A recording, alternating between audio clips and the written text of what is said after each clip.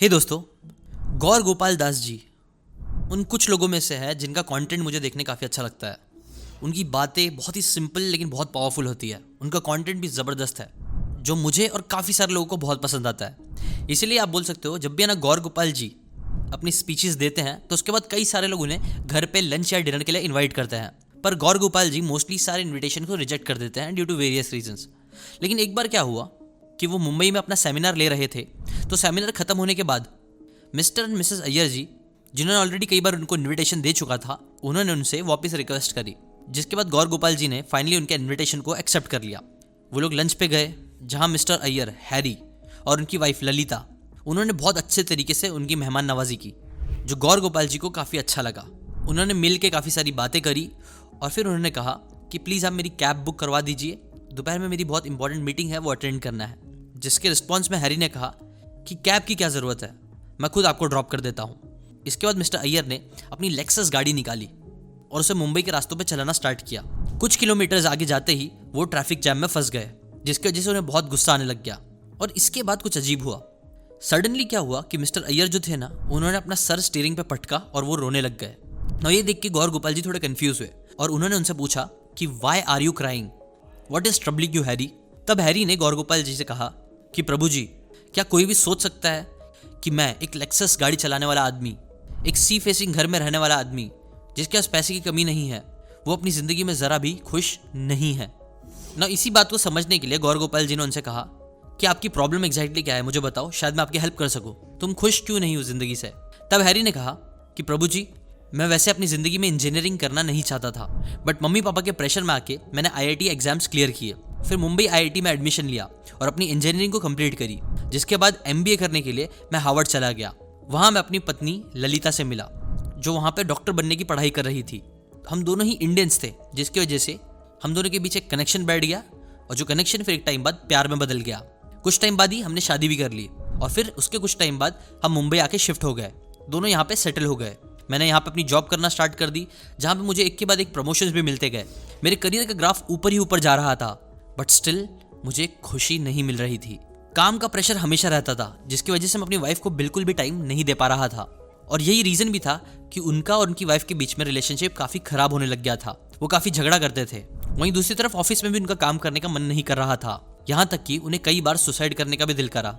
ना ये सारी बातें गौर गोपाल जी ने एकदम अच्छे से सुनी और फिर कहा कि हैरी, तुम एक चीज़ नोटिस करो, इस ट्रैफिक में कितनी सारी डिफरेंट तरह की कार्स है, अलग अलग तरीके की कार। पर तुमको पता है, इन सभी अलग अलग लोगों में, अलग अलग कार्स में 3 चीज़ें कॉमन है। पहली, हम सभी लोग फंसे हुए हैं। दूसरी, हम सभी लोगों को अपनी जर्नी को कंप्लीट करना है। और तीसरी, हम सभी को अपने डेस्टिनेशन तक पहुंचना है। अब देखो, ऑब्वियस सी बात है, अगर ये ट्रैफिक जैम नहीं होता तो हम बड़ी इजीली अपनी जर्नी को कंप्लीट कर लेते, डेस्टिनेशन तक पहुंच जाते, राइट। वैसे एक बात समझो, हमारा माइंड है ना, वो भी अगर क्लियर होगा तो वो बहुत अच्छे से काम कर पाएगा। लेकिन प्रॉब्लम ये है कि हमारे दिमाग में भी ट्रैफिक जाम है, जो हमें हैप्पी, हेल्दी और क्वालिटी लाइफ जीने नहीं दे रहा। इसलिए अगर हमें एक हैप्पी लाइफ जीनी है तो हमें सबसे पहले हमारे माइंड में जो ट्रैफिक जमी हुई है ना, उसे हटाना पड़ेगा। अब प्रॉब्लम ये है कि ज़्यादातर लोगों को ये चीज़ समझ में ही नहीं आती। उन्हें पता ही नहीं है कि उनके दिमाग में ट्रैफिक जैम है, और पता भी है तो भी उन्हें ये नहीं पता है कि उसे कैसे डील करना चाहिए। क्या तुम जानना चाहोगे कि तुम अपने दिमाग के ट्रैफिक को कैसे ख़त्म कर सकते हो? हैरी ने कहा, ऑब्वियसली हाँ। उसके बाद ही गौर गोपाल जी ने कार की ही एनालॉजी देते हुए हैरी को समझाना स्टार्ट किया कि देखो, एक कार में 4 टायर्स होते हैं और अगर एक भी टायर खराब होगा तो कार ठीक से नहीं चलेगी। हमें हमारे डेस्टिनेशन तक पहुंचने में बहुत डिफिकल्टी होगी। उसी तरह अभी 4 टायर्स हमारी जिंदगी में किस चीज़ को रिप्रेजेंट करते हैं? 4 इंपॉर्टेंट प्रिंसिपल्स। फर्स्ट, पहला टायर है हमारी पर्सनल लाइफ। दूसरा है हमारे रिलेशनशिप्स।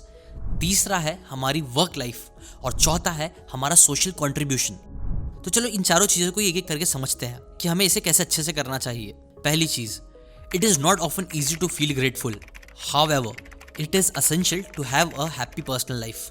गंधार्विका की एज सिर्फ 4 साल 6 महीने की थी जब उसे पता चला कि she was diagnosed with Burkitt's lymphoma. ये क्या होता है? वेल, ये एक फास्ट राइजिंग कैंसर है जो लोगों की लाइफ को डिजास्टर बना देता है। अब ऐसी न्यूज़ अगर किसी भी पेरेंट्स को मिलेगी तो उनके पैरों तले ज़मीन खिसक जाएगी। लेकिन गंधार्विका के जो पेरेंट्स थे ना, उन्होंने इस डिजास्टर को बिल्कुल भी इंपॉर्टेंस नहीं दिया और जो उनके पास अभी था वो उस पर ही फोकस करने लग गए। चीज़ें जैसे कि उनके फ्रेंड्स, फैमिली का सपोर्ट, जो फैमिली और फ्रेंड्स मिलके ट्रीटमेंट के पैसे अरेंज कर रहे थे, इमोशनल सपोर्ट दे रहे थे, उन्होंने उस पर फोकस किया। बेसिकली गंधारविका के जो पेरेंट्स थे ना, उन्होंने चूज किया to see the light in the darkness. मतलब वो लोग चाहते तो किस्मत को कोस सकते थे, रो सकते थे कि हे भगवान, आपने ये क्यों किया और हमारे साथ ही ऐसा क्यों किया, बट स्टिल उन्होंने डिसाइड किया कि वो ये सब करने के बजाय ग्रेटफुल फील करेंगे। और गेस व्हाट, ये ग्रेटफुलनेस ने ही कहीं ना कहीं बहुत अच्छा पॉजिटिव टर्न भी लिया। एंड में हुआ ये कि बहुत सारी प्रेयर्स और ब्लेसिंग्स की वजह से आप बोल सकते हो गंधारविका ठीक भी हो गई और घर भी आ गई, जहाँ फिर वो अपने पेरेंट्स के साथ हैप्पीली लाइफ जीने लगी। देखो, गौर गोपाल जी कहते हैं gratitude is the first main की जो आपको एक हेल्दी और हैप्पी लाइफ जीने में हेल्प करेगा। हमारे माइंड में बड़े आसानी से डिस्टर्बिंग और गंदी चीज़ें बैठ जाती है जो हमें डिस्ट्रैक्ट करने लग जाती है। ये बेसिकली हमारे ब्रेन में ट्रैफिक जैम जैसा होता है। बट यहाँ पे आपके साथ जो भी चीज़ें हो रही है उसके लिए आपको ओपन हार्ट से एक्सेप्ट करना चाहिए उसे और ग्रेटफुल फील करना चाहिए। गौर गोपाल जी कहते हैं कि अगर आप हर सिचुएशन में ग्रेटफुल फील करना स्टार्ट कर दो, अगर ये हैबिट डेवलप कर लो अपनी ज़िंदगी में, तो आप बुरी सी बुरी सिचुएशन को भी हंसते हुए झेल लोगे। अब ये हैबिट आप कैसे डेवलप कर सकते हो? वेल, गौर गोपाल जी ना बोलते हैं आपको 10 मिनट के लिए रोज़ जर्नलिंग करना चाहिए। 10 मिनट के लिए आप उन चीज़ों के बारे में लिखो जिसके लिए आप ग्रेटफुल फील करते हो। जैसे कि for example, I am lucky that I have food on my plate, I am lucky for having working limbs, I am lucky to wake up in the morning, etcetera etcetera. एक और चीज़ जो गौर गोपाल जी बोलते हैं वो है, in order to balance your personal life you need to stop worrying and start nurturing your spirituality. अब देखो, car को प्रॉपरली फंक्शन करने के लिए 4 टायर्स की जरूरत होती है, सही है, बट इमेजिन करो अगर कार में स्टीयरिंग ही ना हो तो कार कैसे चलेगी? यहाँ वहाँ चलेगी, ठोकर खाएगी, एक्सीडेंट हो जाएगा, राइट? उसी तरह गौर गोपाल जी बोलते हैं कि स्पिरिचुअलिटी आपके स्टीयरिंग की तरह होती है जो आपको लाइफ में सही डायरेक्शन में आगे बढ़ने में हेल्प करती है। एग्जाम्पल, ब्रायन एक्टन और जैन कॉम की जिंदगी बदल गई जब वो 2007 में वेकेशन पे निकले। ब्रायन पिछले 12 साल से कंपनीज लाइक एप्पल, याहू के लिए काम कर रहे थे, बट कभी भी ब्रेक ना लेने की वजह से वो बहुत ही एग्जॉस्ट फील कर रहे थे। तभी फिर फाइनली उन्होंने अपने फ्रेंड्स के साथ एक वेकेशन लिया जहां वो साउथ अमेरिका ट्रैवल किए। 1 साल का टोटल ब्रेक, जिसके बाद ब्रायन और कॉम ने ट्विटर और फेसबुक में ज्वाइन करने के लिए वापस एप्लीकेशन डाला, बट अनफॉर्चुनेटली दोनों की ही एप्लीकेशंस रिजेक्ट हो गए। अब नॉर्मली किसी भी इंसान का इस पर रिएक्शन ये होता कि वो इंसान बुरा फील करता, but Brian never felt bad. उनका जो कामनेस था वो वैसे का वैसे ही था। उल्टा रिजेक्ट होने के बाद भी वो ट्विटर पे होपफुल ट्वीट्स डालने लग गए कि can't wait to begin a new phase of my life, etcetera. इसके बाद ब्रायन और कॉम ने खुद का एक ऐप बनाने पे काम किया और गेस व्हाट, 8 साल मेहनत करने के बाद जिस कंपनी ने उन्हें रिजेक्ट कर दिया था, फेसबुक, उसी कंपनी को उन्होंने अपना ऐप $19 बिलियन में बेचा। कौन सा था वो ऐप? वेल, वो ऐप था व्हाट्सएप। Isn't it crazy? जिस कंपनी ने उनके एप्लीकेशंस को रिजेक्ट कर दिया था, आज उसी कंपनी के साथ वो डील कर रहे थे। अब इस स्टोरी का मोरल यही है कि देखो, हम लोग को ना बहुत ज़्यादा वरी नहीं करना चाहिए। कई सारी चीज़ें हमारी ज़िंदगी में कंट्रोल में नहीं होती है। जैसे ब्रायन का एप्लीकेशन रिजेक्ट हो जाना उनके हाथ में नहीं था, बट रिजेक्शन के बाद सिचुएशन को कैसे डील किया जा सकता है ये उनके हाथ में था और उन्होंने उसी पर फोकस किया। ना इससे रिलेटेड गौर गोपाल जी ना एक फ्लो चार्ट भी देते हैं जो मुझे काफ़ी अच्छा लगता है, जो आप देख सकते हो, जिसका पहला क्वेश्चन यही है कि do you have a problem in life? अगर नो, तो देन वाई वरी? अगर आप बोलते हो है problem, then can you do something about it? If yes, then why worry? और अगर इसका आंसर भी नो है, then again why worry? Basically कभी भी जिंदगी में प्रॉब्लम आए तो याद रखो कि आपको वरी नहीं करना है, और इस चीज़ पर अगर आप फोकस करोगे तो आपका पहला टायर एकदम फर्स्ट क्लास रहेगा। अब आते हैं सेकेंड टायर पे। In order to develop your relationships which is the second part of your life, you need to look at yourself. एक कपल था जो अपने पड़ोसी के कपड़ों को देख के गलत गलत चीज़ें सोचता था कि यार कितने ख़राब कपड़े धोते हैं ये लोग, इसमें कितनी गंदगी दिखती है, जो वाइट कपड़े हैं वो कभी वाइट दिखते ही नहीं है, धब्बे लगे हुए दिखते हैं, और ऐसी बहुत सारी चीज़ें वो एक दूसरे को बोलते थे।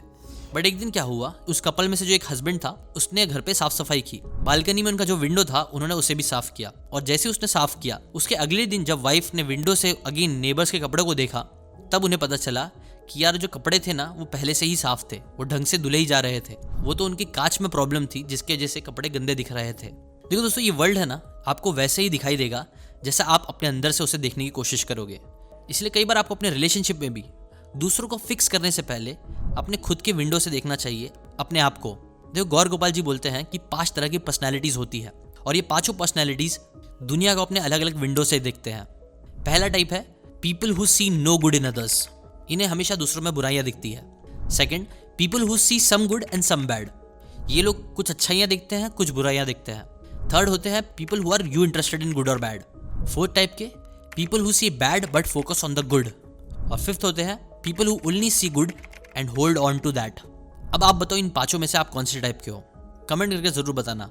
जब तक के लिए हम आते हैं थर्ड टायर पे, जो है competition is a normal aspect of the work life, however you have to nurture healthy competition and evade unhealthy competition. अगर आपको एक हैप्पी वर्क लाइफ चाहिए तो आपको हेल्दी और अनहेल्दी कंपटीशन का डिफरेंस पता होना चाहिए। चलो एक एग्जांपल देखते हैं। गौर गोपाल जी के एक फ्रेंड थे जैमिन, जो एक टॉप मैगजीन कंपनी में एज अ फोटोग्राफर काम करते थे। वो बहुत ही टैलेंटेड गिफ्टेड थे। गिफ्टेड मतलब कंपनी के एचआर ने उन्हें बहुत लिबर्टी दे के रखी थी कि वो दिन में कभी भी आ सकते थे, काम कर सकते थे, जैसा चाहे अपना स्केड्यूल सॉर्ट कर सकते थे। बट उनकी टीम की जो स्टाइलिस्ट थी, उनको जैमिन की फ्रीडम से काफ़ी जेलसी फील होती थी और उसे जैमिन की पोजीशन भी चाहिए थी। इसलिए जो स्टाइलिस्ट थी ना, वो जैमिन के पिक्चर्स और बैकअप्स को कई बार डिलीट कर देती थी ताकि जैमिन सही टाइम पे अपना काम ना दे पाए और उसका नाम खराब हो ना। ये चीज़ उस स्टाइलिस्ट ने कई बार करी, बट पांचवी बार जब वो स्टाइलिस्ट करने गया तो रेड हैंडेड पकड़ा गया। इसलिए जैमिन ने एचआर को जाके कंप्लेंट करी। अब एचआर जो था ना, उसे भी जैमिन से प्रॉब्लम थी, इसलिए उसने इस मैटर को दबाने का सोचा, इंटरफियर नहीं किया। इनफैक्ट उसने स्टाइलिस्ट के साथ मिलके जैमिन की ही कंप्लेंट कर दी कि वो एक अनस्किल्ड और झूठा आदमी है। बट इवेंचुअली डायरेक्टर को पता चल ही गया कि एचआर और स्टाइलिस्ट ही झूठ बोल रहे थे और जैमिन तो एक ऑनेस्ट लड़का था। जिसके बाद डायरेक्टर ने खुद प्लीड किया जैमिन को क्विट ना करने के लिए, लेकिन जैमिन ने फिर भी क्विट कर दिया बिकॉज उसे टॉक्सिक एनवायरनमेंट में नहीं रहना था। अब देखो यहाँ समझने वाली बात यह है ना कि एक इंसान को जेलसी तभी होती है जब वो दूसरों से कम्पीट करता है, बट जब वो अपने आप से कम्पीट करता है तो वो अनहेल्दी कॉम्पिटिशन और टॉक्सिसिटी को अवॉइड कर पाता है। इसका क्लासिक एग्जाम्पल है मैथ्यू मैककॉनगे। जब वो अपनी ऑस्कर स्पीच दे रहे थे तो उसमें उन्होंने कहा था कि जब मैं 14 साल का था ना, तब मुझे एक रिपोर्टर ने पूछा था who do you consider your hero. तो इसके आंसर में उन्होंने कहा था it's me 10 years from now. ये एक लाइन बहुत पावरफुल है जिसके आप कई मीनिंग निकाल सकते हो। एक पावरफुल मीनिंग तो यही है कि आप अपने आप से कम्पीट करो और अपने आप से बेटर बनने की कोशिश करो, और ये करते रहोगे तो 10 साल में आप अपने हीरो बन ही जाओगे और आपकी वर्क लाइफ भी अच्छी रहेगी। और फिर आते हैं लास्ट टायर पे। You need to be selfish in order to be selfless, however giving a social contribution will bring joy. Gaur Gopal ji कहते हैं ना कि लाइफ दो तरीके से जी जा सकती है, एक आइसक्रीम की तरह और एक कैंडल की तरह। आइसक्रीम से ऑथर का मतलब है कि लाइफ की मजे ले लो इससे पहले कि लाइफ पिघल जाए, which means my ice cream theory में बेसिकली बात ही है ना कि आप बस खुद के लिए चीज़ें करो, खुद मजे लो, खा लो उसको, प्लेजर गेन करो। वेरएज कैंडल थियरी बेसिकली ये बोलती है कि आपकी कैंडल पूरी तरीके से पिघल जाए उससे पहले दूसरों को जितना हो सकता है उतना लाइट दे दो, कंट्रीब्यूट करो, सेल्फलेसली जियो। अब देखो ऑनेस्टली आप आइसक्रीम एंड कैंडल थियरी इन दोनों के कहीं मिड पे आ सकते हो, विच मीन्स आप प्लेजर के लिए भी जियो पर दूसरा लाइफ में कंट्रीब्यूट करने के लिए भी जियो। बट गौर गोपाल जी कहते हैं ना कि आपका फोकस लेस ऑन आइसक्रीम और मोर ऑन कैंडल होना चाहिए, क्योंकि aim in life is to provide for others. क्योंकि जब आपका एम दूसरों के लिए हो जाएगा, दूसरों की लाइफ में कंट्रीब्यूट करने के लिए, तो ये आपको अल्टीमेट हैप्पीनेस दे सकता है। ये सेम बात मैंने think like a monk book में भी, जे शेट्टी की बुक जो है उसमें भी पढ़ी थी, जहाँ मैंने एक कॉन्सेप्ट के बारे में सीखा था जिसका नाम था मुदिता, मतलब दूसरों की खुशी में खुश होना।